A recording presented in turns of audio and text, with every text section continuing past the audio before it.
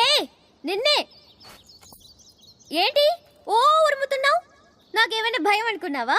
నువ్వెంత ఉరిమినా కరిగి చివరికి నా దగ్గర రావాల్సిందే. ఓయ్, నీతోనే మాట్లాడేది. ఏం వినపడ్డం లేదా? చెవుడా? మరీ అంత స్టైల్ పనికి రాదమ్మా. నాకు తెలుసులే, నీకు కురవాలనే ఉంది. కాకపోతే కొంచెం బెట్టు చేసింది చాలు. ఇంక దిగిరా. నా అమ్మ కదా, నా కన్న కదా.